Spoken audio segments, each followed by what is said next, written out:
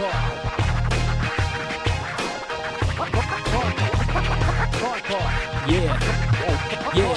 the TryPod app, shit, years in the making. They're raising the stakes straight, bringing home the bacon. It's free to take, mate, so why you waiting? Grab a slice of the cake, check your notifications, it's brazen. The pod's making... Welcome to the TryPod. We break down the NRL usually, every game, every week from a punting perspective, but we've got a special NFL edition today. It's close to the midway point in the NFL season. Every team has played at least 9 of their 17. The rugby league's finished, as people know. International rugby league was really successful for TryPod. Great success on best bets and mixed matchups after a bad year. I guess it goes up and down. But now I've truly turned my attention to NFL and NBA as well, and thought this was a great time to actually hijack Neddy Given Sunday and make Neddy talk to me about the preseason futures that we shared and see how they're all going, because I think it's rare that people will actually check in on preseason tips unless they win. You never hear about them again.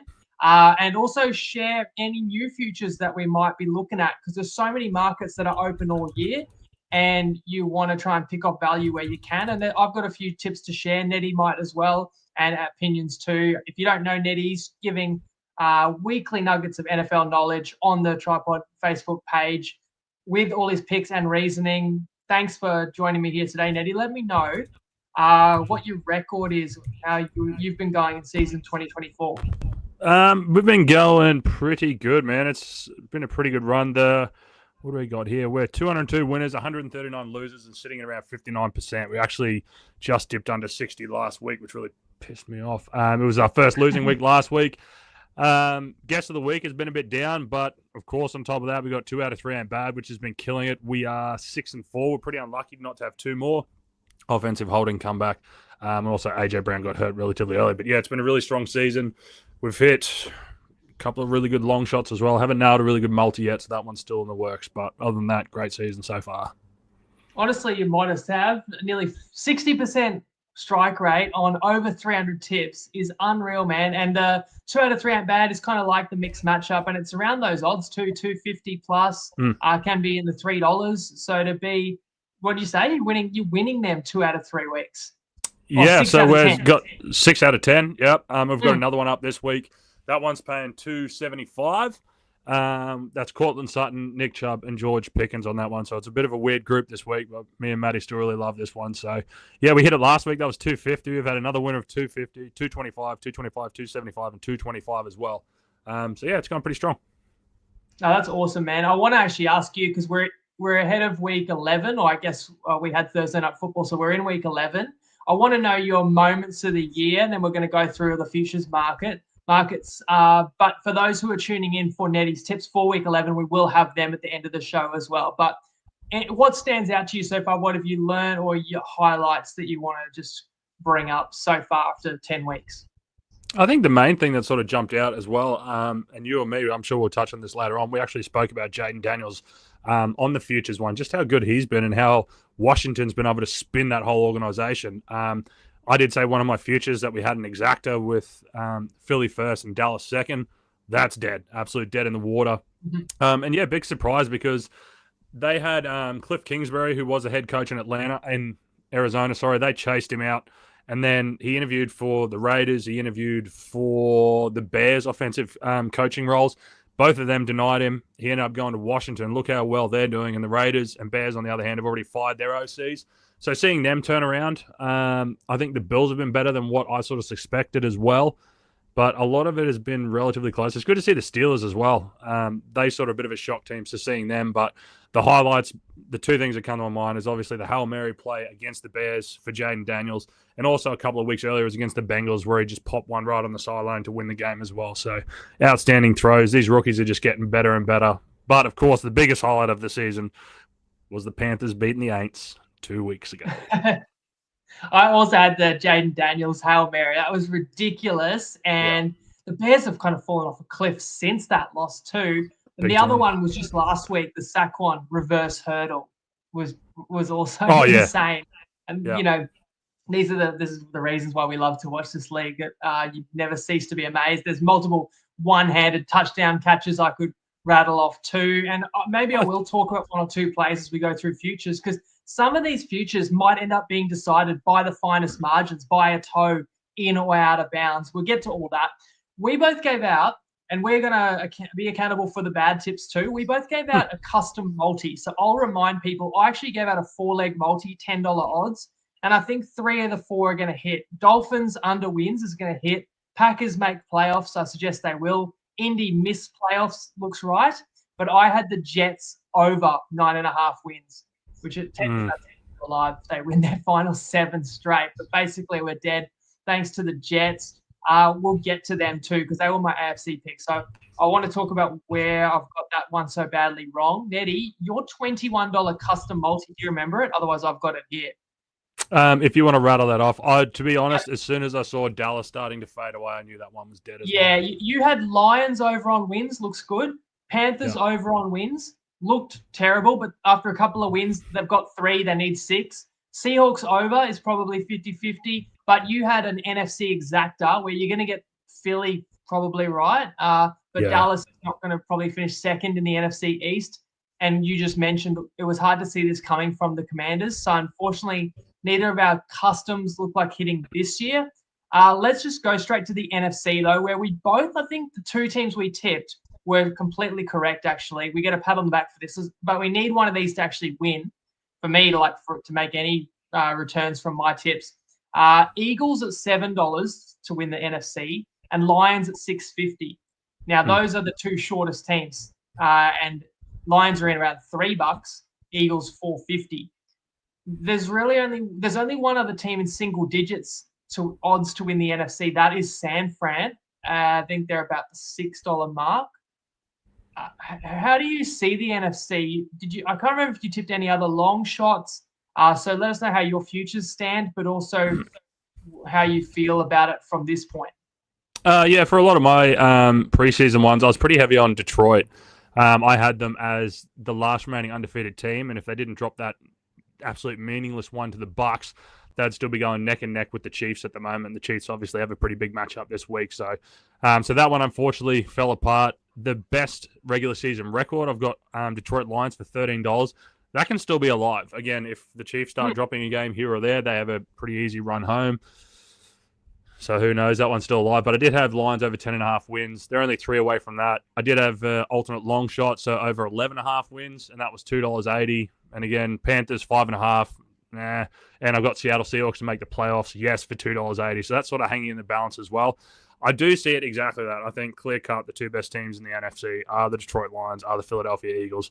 The Niners are regressing a fair bit, of years of having so much bad luck in terms of injury. Last year, they were the most non-injured team, so the healthiest team. Immediately swings back the other way. They just get completely wiped out this year, and they're struggling. We sort of said this, I think, in the preseason one. I think there might have been 11.5 or 10.5. We were talking about the under on that just for those exact things, and I think they've regressed. They're one of the worst red zone offenses, which is strange for a Shanahan team as well. So, I'm sure that's going to come good, but they've got a tough schedule going forward. That division is looking tough, and they just seem to just be treading water, but they are a team that when they go to the playoffs, similar like the Chiefs, that's sort of when their season starts. They'll be able to turn it up. But to me, Lions and Philly are looking the best. I'd say if I just had to judge those 2 teams, I do not trust the head coach for Philadelphia. He will make a boneheaded mistake from top to bottom, though, how they're playing, especially Philly's defense recently. They're clear-cut the best in the NFC, cream of the crop. Detroit are just so fun, man. I never thought a Jared Goff-led team would be one of my favorite teams to tune into every week. They're just so fun how they punch the piss out of whoever they're playing. Usually, but then last week they were down 20 points in Sunday Night Football. And they 5 actually didn't interceptions. Dominate the game. But still, 5 interceptions and win the game. I agree. Losing Hutchinson hurts, but Zadarius Smith, a good pickup there on the D-line. I'm very wary of San Fran, though. And I suppose because Christian McCaffrey did come back last week, they have the ability to elevate. But we can't be certain he's going to be his old self and totally dominate the league. Losing Ayuk for the season is part of the reason why they're not as explosive and the red zone struggles, along with they haven't had C-Mac there. My pick's actually going to be Philly, though.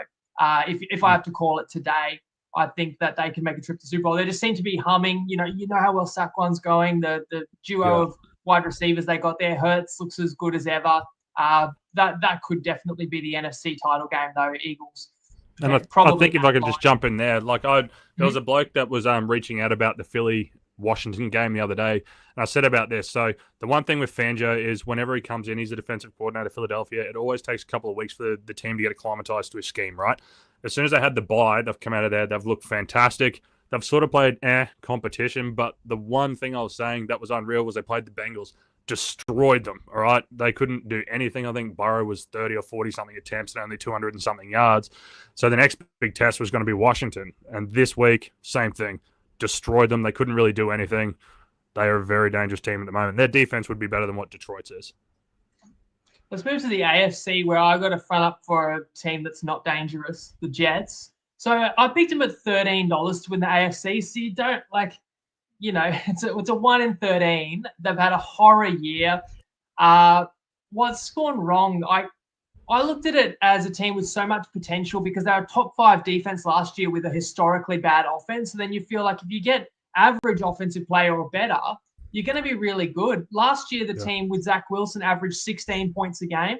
This year, it's 18 points a game. It's barely any better. I also think the Jets have lost some tight ones. Kicking's been a problem. Red zone's been a problem too. And I think we've discussed it too. And you just said the vibes are just off with this team. Is there anything else you can put your finger on?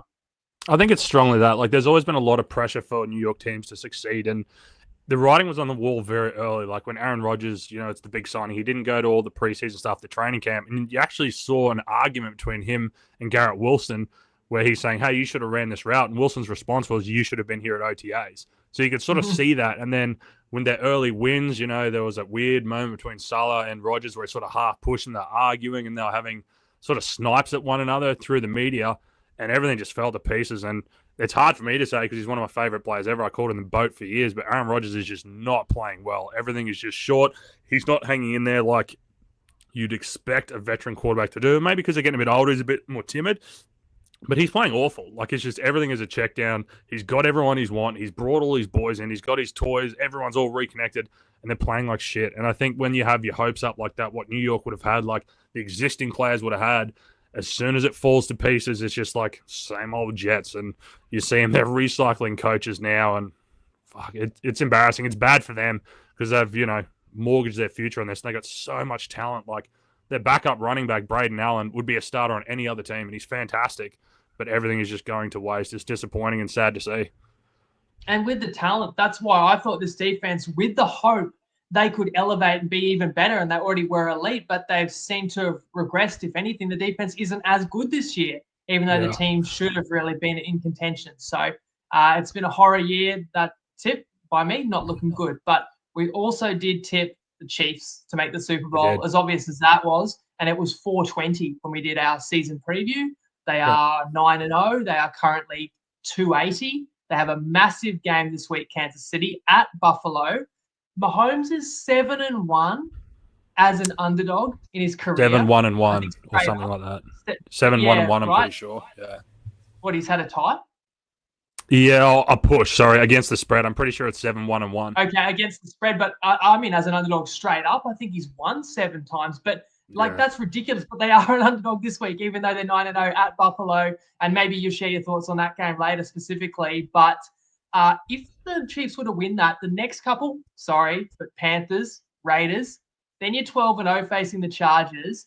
You get a tough stretch where the Chiefs play the Texans and Steelers in the space of 4 days because there's a Christmas Day game. And that would be the 15th and 16th game. I mean, I'm just saying, like, undefeated season is possible. Final game of the year would be against Denver. But if you'd have the number 1 seed wrapped up by that point, which means at least you'd know you'd have a bye the week after. So I'd like to think a team that was 16-0 would play everyone to be the first ever team to be 17-0. What do you make of the Chiefs? Are they your favorite team in the AFC? I can tell you right now what's going to happen. If they beat the Bills this week, in the all-time letdown trap spot of the year, the Panthers are going to upset them. You fucking know it's going to happen because that is the only thing that will make sense of this season that doesn't make sense. They're just a sleeping giant, and we've seen this over and over and over. It's a weird one this week, like I said at the start of the year, the Bills, I don't want to speak too much about the Bills when we're meant to be speaking about the Chiefs, but I thought they were going to have a down year, all right? And the Bills are having a relatively good year, but you have a look, the two best teams I've played, they lost to them. They got their doors blown off by the Ravens and a relatively close one to the Texans. The Chiefs, again, it's strange. I was expecting an explosive, big, deep offense from them. They lost Pacheco. They lost Rice. They just still keep going through this, and they just get lucky on games. We saw it last week against Denver. They're going to drop one. Like, this can't go on forever, I think, rolling into last season. I think they might be up to 17 straight wins or something like that. Like, it's off its head. I don't think they'll go undefeated. They have to lose one somewhere, but it does get easier and easier down the track. I don't know. It's strange. I think that defense is a bit overrated as well. This week? If you do, you can save it. Have you got a pick for their game against the Bills? If you do, you save it. If you don't, tell me, who do you think wins tomorrow? Heart and head game. I think heart would say Bills, but I think head, it's just going to be the Chiefs. They're going to find a way. And this is probably a pretty good spot. Like, if you like, even if you don't, if you haven't thought about it and you think the Bills might win this weekend, have a look at that. Like, have a look at their future to win the AFC or make it to the Super Bowl or whatever. Because if they beat the Chiefs, then they've got 2 losses. The Chiefs have 1 loss. If the Chiefs drop another game, you could then have the tiebreaker. The Bills will beat that one out. The game will be coming into Buffalo. See what happens with Baltimore, of course. But it's not a bad future to think about. No, you're absolutely right. Like, the standings are still all to play for. The Chiefs have not locked up the 1 seed. I don't think the Chiefs are thinking, let's go undefeated. They're just thinking, let's bank these wins and get the 1 seed. That's what they want. They want to win 3 Super Bowls in a row. And I'll repeat that old line I've said on NRL pods that great teams don't win close games. Great teams avoid close games. That's not the Chiefs. The Chiefs are in every week. It's not sustainable to keep winning them, but it's not shocking that they do win them either, because it's an awesome defense. You do have Mahomes that in those have-to-have-them plays. You do feel like they're more likely to pick them up than your average team. But since we're talking AFC and you mentioned Bills and we've just spoken a bit about the Chiefs, I'm going to actually share my first bet of this pod, and it's going to be on a side we haven't mentioned yet, the Ravens. I would play at $4 on Sportsbet. They also still could end up with the 1 seed, though they don't have the tiebreak against the Chiefs by virtue of week 1. But $4 to me, that's a team that's ready to win it. They've got the coach, the squad, the quarterback, the skill position players more than ever to beat anyone. How do you feel about the Ravens? They've also got an awesome game tomorrow. That sort of caught me by surprise this season as well. Like, I was higher on the Bengals. And then the Bengals sort of they screwed things up out of the gate playing against the Patriots. The Ravens have been fantastic, right? And you remember last year, like, no one knew who the MVP was, so they sort of just said, Brock Purdy or Lamar. Right, we'll give it to Lamar. Lamar is playing so much better this year. It's insane. His passing is better. He's better against pressure. It's like their offense now has answers for pressure, whereas last year, can't remember the offensive coordinator's name, whenever teams blitz, Lamar was sort of stuck, but this year they seem to have the answers. They've got Derrick Henry. They're rolling. The problem is that defense. It is atrocious. That is just something you're not used to expect from a Ravens team. They've got the swagger. They've got everything. They will probably have to play the Chiefs at some stage. Like I said, better play call. So I feel pretty good about them. One for me, and I was just trying to look up just then if we're looking for a bit of a long shot. I did mention this the other week, and they actually lost in a fantastic game to the Ravens. I still wouldn't mind throwing a dart for the Cincinnati Bengals. If they sneak into a wild card spot, they would be the scariest team in that position. You know what I mean? In that lower rank. No one would want to play them. Joe Burrow is not phased wherever he plays. Chase, Higgins, Chase Brown, they are electric, man. So I'm trying to find it. I saw it was pretty, as I pander a little bit, it was pretty high. So if you find them to win the Super Bowl, $41. Okay, so that's not too bad for a bit of a dart shot. They might not even make the playoffs, and it's sort of sitting that way at the moment. They're going to have to almost win out to get there. But like I said, if they get in, they would be terrifying. Okay, but yes, I do love your one for the Ravens. It's hard not to have a soft spot for the Ravens. Another great game this weekend, Chargers-Bengals. That's going to be a beauty as well, and that's important. 2 teams that are going for one of those AFC wildcards. Now, division bets. I only gave out 1 division bet. It's not pretty. My team, for value, I liked the Jacksonville Jaguars.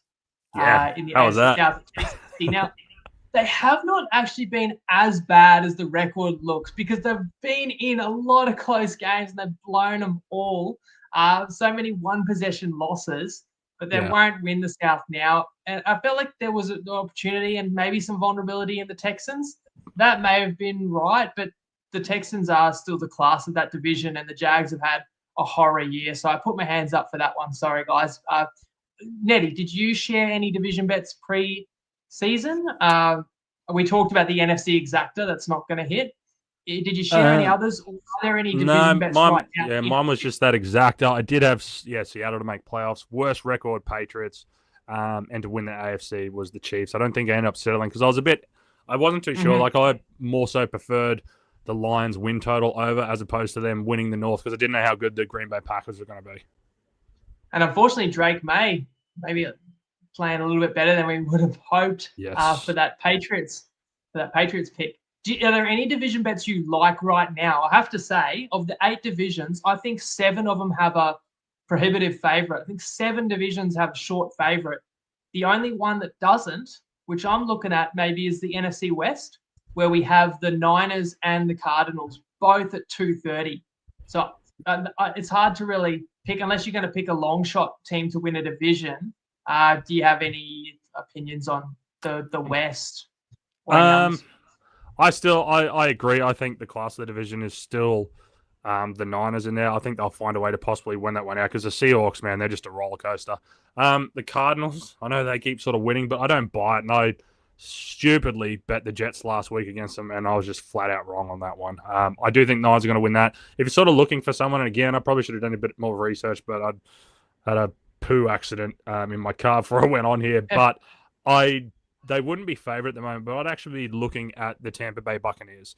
The Atlanta Falcons, they're playing pretty good at the moment, but again, they're a little bit of fool's gold in what they have been doing. You see Baker Mayfield at the moment, man. He is playing the best football of his career. It was pretty good last year. Even without any weapons this year, they're just playing fucking hard every week. So I'm sort of trying to catch that one as we talk a little bit here, but I'd say they're not favourite. I did speak early on to wait to bet the Falcons after 2 or 3 weeks because they did start with the Steelers and then the Chiefs. So you're getting good value there. And now I wouldn't mind even trying to loop back around and trying to catch the Tampa Bay Buccaneers to win the NFC South. I love how you've left it ambiguous, a poo accident, but you didn't say who did it. Sorry, it was my son. The Falcons are like $1.10. Yeah. The Buccaneers are $6 or $7. But the reason why, but the reason why it is still possible is the Buccaneers have the easiest final 8 games in the whole league. I think opponents' win percentages adding up in the 30 percentile. So the Bucs are going to win 6 or 7, if not run the gauntlet, of their final games. So if you think that the Falcons could slip up, now I believe the Falcons have already beaten the Bucs twice, so they'll have that tiebreaker. So the Bucs would need a better record. So a bet on Tampa means you are sort of fading the Falcons, who did lose last week, but would need to slip up a couple more times. They will lose this week to Denver. Yeah, that's a tough game, and that division is not locked up. Where do we want to go next? All right, player bets. I gave out some pretty long shot bets. I feel like I've had a good record with some futures players, NBA and NFL, last couple of years. I don't know if this will be my year. Like 2 players that I tipped at 26 and 23 are on doomed teams. I had Breece Hall, most rushing touchdowns. He's only got 3 this year for the Jets. That's gone. I actually am going to share another bet right now, though. I was looking at the most rushing touchdowns market, and I think this is short, but I think it's still great value. Derrick Henry, who has the most in the league at 12, is still paying $1.78 on TopSport. So I would bet that today. $1.78, Derrick Henry to lead the league in rushing touchdowns. He is 1 ahead of Jalen Hurts. The Ravens haven't had a bye yet, but Philly played already this round. So they've both got the same number of games left. And the next closest player has 8 rushing TDs. Yeah. What do you think about that? No, I do like that. And I think what's clearly happening at Baltimore as well is similar to what we saw McCaffrey the other year, where they're deliberately trying to keep his streak alive. And I love what we're seeing. There's like the running backs were dead to rights a couple of years ago. They're getting bad contracts. And then now you've seen 2 elite ones that people thought were on their last legs signed to new teams, and they're having career years. And surprisingly enough, the 2 teams that are some of the most analytically driven, being the Baltimore Ravens and Philadelphia Eagles, actually went out and did it because they knew that they were getting great players at a bargain. You know, you have a look at someone like the Dallas Cowboys. They didn't want to touch Derrick Henry because he was old, and look what's happening this year. Yes, I do love that. And nice old running back though, just not a good one. Sorry? The Cowboys found an old running back, just not good.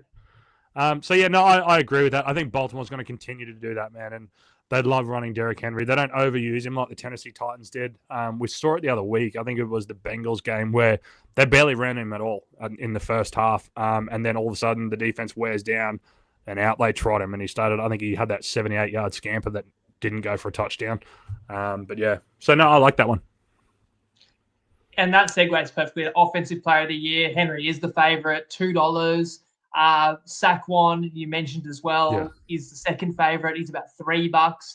I have a loser in that market too because I picked Bijan Robinson, and at 23s, he's still like 7th in the odds, but now he's 60-1 because it's going to be one of those two running backs that are in new locations and are both having outstanding years.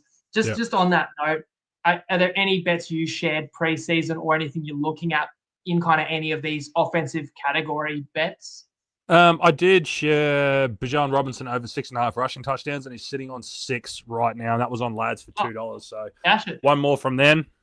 Perfect. And that one's done. I did have a Drake May under 2,425 passing yards. That was for a standard $1.87. Calvin Ridley under 875 receiving yards. So the Drake May one's looking good. Calvin Ridley one. Yeah, we'll see. What about defensive bets? I'll put my hand up again. Another one that was like 26-1. I had Hines Allen, Defensive Player of the Year. And, he's on the Jags who are losing too many games, not usually leading. You don't get to rush the passer too often. He's got 5 sacks this year after having, I think, 17 or 18 last year. TJ Watt, who I bet last year is and narrowly lost in the vote, is a short favorite at $1.66. I have a pick that I'm going to share for people who are watching us or listening today. But I want to know, have you got any current standing defensive player tips or any that you would recommend? I did say at the start of the year, I said, go to the top 4 guys and spread your money around. The worst thing that is going to happen is that you'll only lose X amount of dollars. And at this stage, it's looking exactly like that with TJ Watt shorting up. I do think a good one, I just need to find him, is Trey Hendrickson sitting at I knew you were going to say that. $13. Yeah. So he's actually had a couple of games with big multi-sack games. I think there was one with 4 or 5 in there. So there is a good chance that he actually finishes the season as a sack leader. So for sitting there for $13, man, that's a bargain. All he has to do is continue on the pace that he's on, and looking with the way that teams want to play Cincinnati, they're going to be passing a lot against them. So that would be a great bet, I believe. So we didn't collaborate before this, but we can co-sign that pick. It's not as simple as who leads the league in sacks, but it definitely helps a fair bit. Trey Hendrickson does lead the league with 11. TJ Watt, I hope I didn't say JJ before. TJ Watt has 6.5 currently. And you're right, Trey at $13 on Toppy. We're not saying Watt is not the most likely, but you got 8 weeks to go. A lot can happen. He can easily get to 20. $13. Yes. And then it's a real conversation. And TJ Watt and the Steelers defense has a challenge. Has their work cut out for them this week. In fact, that leads into the MVP race because the Steelers are facing the Ravens. The MVP favorite is Lamar Jackson. Let's talk about the MVP. It's always fascinating to follow week by week. Now, preseason, I gave out Mahomes at $6 and Love at $15. And what happened?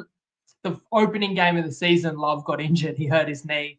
And he's still 50-1, which is not out of the realm of possibility. But if we say that's not going to be Love's year, let's look at Mahomes. He's undefeated. He hasn't lost a game yet. So how much has he shortened? He hasn't shortened. He's out to 750 because his stats have been rather underwhelming. And the MVP of the Chiefs, probably not Pat Mahomes. It's probably Spagnuolo and the defense, to be fair, with an honorable mention to special teams too. Who did you back for MVP? Remind us. And who are you looking at right now?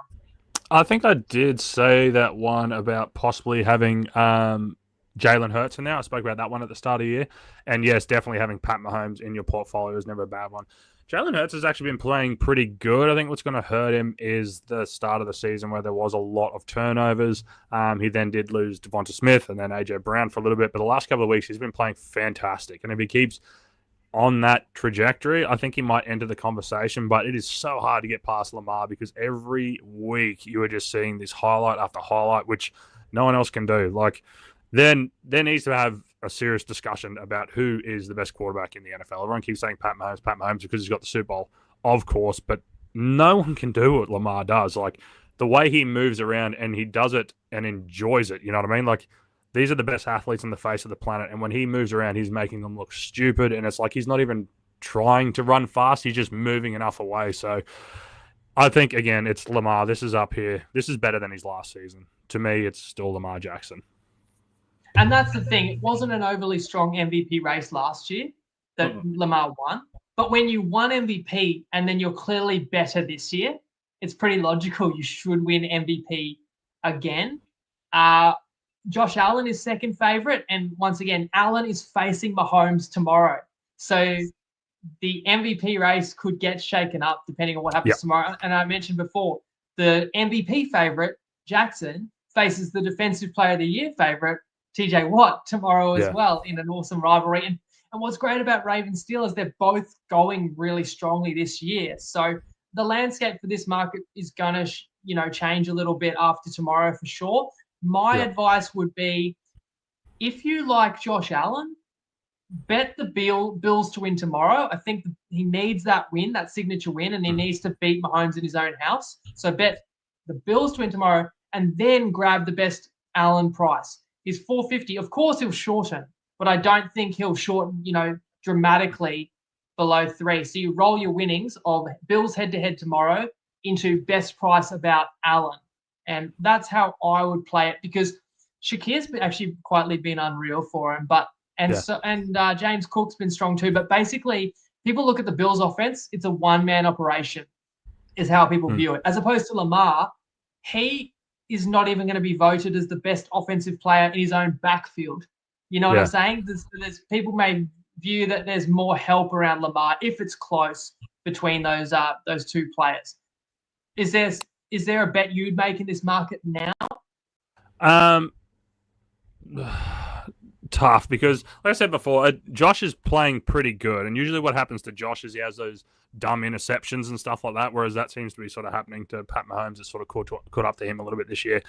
I'm still sus on the Bills. Like I said, there's 2 games that they played against decent teams, lost them both, and their run in is not easy. Kansas City followed by San Francisco, then you get the Rams and you get Detroit, and then you sort of New England, New York in there sort of to try and bring that one home. So we're going to find out a lot about the Bills in the next coming weeks. And especially against this one, like I think Kincaid's hurt. It's going to be tough. It's going to be tough. If they're going to win, it's going to be through Josh Allen and Josh Allen alone. But yeah, like I said, man, I'm still keeping my eye on Jalen Hurts. I think it's Lamar's MVP race to lose and all that sort of stuff. But keep your eye on the Philadelphia Eagles. Keep your eye on Jalen Hurts. They've definitely risen their level, I think, in recent weeks. Pretty dominant. That game for Philadelphia against Washington, it looked like it wasn't going to be their night. They kept missing every kick, and they still won by 16 points or so. And, those Jake Elliott misses were insane. Yes, and usually that's those games where you just go, no, it's not their night. But they won, they dominated anyway. It could be really close, and I can't help but think you go all the way back to the opening game of the season where Likely's toe is out of bounds, and had that been in, Lamar gets the opportunity for a comeback road win in Arrowhead. Instead of us talking about the Chiefs being the last undefeated team, they would have been the first defeated team. The standings could end up differently, but that's why we love the NFL, the drama that can unfold, week to week. Every game really matters. And as I said, some games tomorrow are as important as any. I don't have any other tips that I've got to kind of front up for. Do you have anything in front of you? Like, did you tip either of the Rookie of the Year tips? Maybe you did have Jaden Daniels, and that's a wrap for Offensive Rookie of the Year. Anything else? Maybe we could mention Coach of the Year, but have you got any other futures writing that you want to just address? I did have Mike McDonald for Coach of the Year on Dabble. I think that one's dead in the water as well. But Jaden Daniels is sort of Seattle is sort of the crown jewel there. We got him at $6 on Toppy. And like I You said, the tipped rest that. of them. That's a great pick. I gotta congratulate you for that. Like outside of injury, he's got it thrown up. We actually both said it, my friend, because when we brought up the screen on the preseason one, everyone was talking about Caleb Williams, and both you and I said Jaden Daniels. So you get props too. I did not write that down as an official play, so I think I've touched on a few. In fact, that's the same for Coach of the Year. So I would just want to be genuine because, if you can discuss, that sounds good, but if you don't explicitly say back this at this bookie, this price, then I don't claim it. And we definitely both talked about Dan Campbell, and I brought up Jim Harbaugh in Coach of the Year. They're certainly both in the mix. You got Dan Quinn, of course, is a favourite at the Commanders, although they have lost twice in the space of 4 days. I don't have a tip that I would play right now, but I reckon that's the kind of market I'll monitor because it's so open. And when the time is right, I might pick who I like at any stage and share it in the group, because sometimes the bookies can be slow to move some of these prices. It's such an open market because, as we said, the Chiefs are undefeated, so Andy Reid, not my choice, but understandably he's up there. And then Gannon is one to keep an eye on it in Arizona. You got any other opinion on the Coach of the Year race? I would say it was Dan Campbell, I would say. But even O'Connell up there in Minnesota, I think, is what he sort of did with Sam Darnold. But that sort of fizzled out a little bit. But then, you look at, what's his face, Buggerlugs. And I know it's his sort of second swing at being a head coach. But the guy over at Washington as well, that, the former defensive coordinator for Quinn, that's him. Yeah, I think that's probably his award to lose at this one for sure. I mean, Tomlin is in the race too. If Pittsburgh beats Baltimore as well, he's going to firm. And people are wondering if he had outstayed his welcome at some point there, but it's impressive. Yeah, what he's done there for so long. I think him and Harbaugh are the two longest tenured coaches still left in the NFL. But I will say for Pittsburgh, they've been a great surprise. They've looked really good, but their run home is ridiculous. So starting from this week until the end of the season, it is nothing but divisional opponents, and the only two games that are sprinkled in there that aren't divisional opponents are the Chiefs and the Philadelphia Eagles. So it's an absolute murderer's row to come home. I think it's the hardest schedule in the NFL from here on in. That's it, basically everything I had for futures, mate. But maybe I'll put you on the spot and ask you who's in the Super Bowl for you as it stands right now. I've been writing this, and I'm going to die on this hill. I still love Detroit. I think they've just got so much going for them. As long as they can sort of stay healthy, the way they can control games, and I think they honestly believe in it. They believe in what they do and who they are, and this defense has gotten a lot better. The way, a lot of the other teams, and Baltimore are sort of trending this way at the moment as well, is that they will have a strength, and a team will try and eliminate that strength, okay? But with Detroit, they can run all over you, or they can throw to their running backs, Jamar Gibbs, or they can throw it to the wide receivers and do whatever they want. And that offensive line is fantastic. The defensive line's pretty good. The backfield has gotten a lot better. So I still think Detroit. But as I've said, Philadelphia are dangerous. My main thing is I just don't trust their head coach, right? Their backfield, Quinn and Mitchell, the cornerback that they drafted, first-round draft pick, he's been sensational. He completely shut down Terry McLaurin, who you had on fantasy. Thank you. So that was good. That was great for me. Yeah, we're head-to-head this week, if people don't know. And McLaurin, awesome season, got me 2 points. Yeah, but yeah, I would say Detroit personally. And when you have a look at that, that's an interesting matchup. So if you just look at possibly the two favorites from each sort of conference, let's say they're matched up against Baltimore, right? Baltimore love to run the football. Detroit can defend the run really, really well. Detroit, if they want to, will pass all over Baltimore's defense. It would just come down to the individual brilliance of Lamar Jackson and whether or not they can actually pop a run. So yeah, for me, they're the two best teams I'd say remaining, but I don't know. Baltimore do make me scary because I've been. Are you saying Ravens as well for the AFC? Is your Super Bowl? Yes. Now, do you know where the Super Bowl's been played this year or next year? No, I don't. Off the top of my head, no. It'll be a new. I don't know where it is. It'd have to be one of the new stadiums, right? Someone can let us know. But Detroit really impressed me when they went out and won in the elements, at Green Bay. They're not their toughness can't be questioned either. So I think Detroit loves to play a shootout in a dome, but they can win those tough weather games, if it comes down to it in the winter. Although if Detroit in win the 1 seed, they'll be at home. It's in New Orleans. Yeah, so if Detroit gets the first seed, they'll never have to play out of the Dome anyway, which will suit them down to the ground. Absolutely. Well, I'm going to let you do your Week 11 rapid fire. I just wanted to give you a trivia question, mate, and people watching along and play as well.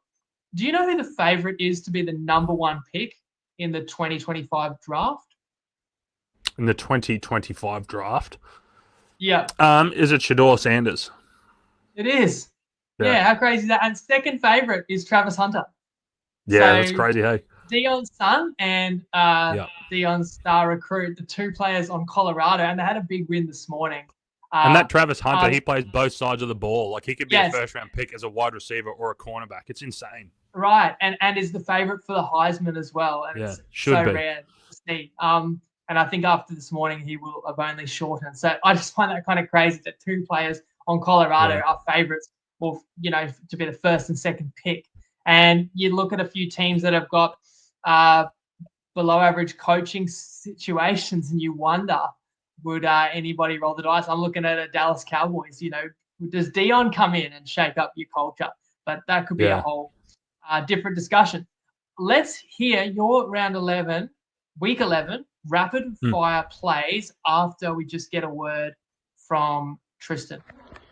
G'day everyone, it's Tristan Merlehan here from Top Sport, and we've got another big week of NFL football, round 11 or week 11 coming up, where there's been a few big moves. Probably one of the bigger one is Cleveland from +2.5 into Pick'em, so they've been very, very well supported. New England have had a bit of support, +6 into +4.5 as well. Just having a look at a couple of the other games, a key line move over the key number of 7, Miami -7 out to 7.5. Detroit expecting to win very comfortably against Jacksonville. That's gone 12.5 out to 13.5. And also the Jets, they've been supported against the Colts 3.5 out to a flat 4. No massive sizable moves in the game. Actually, sorry, I missed one here.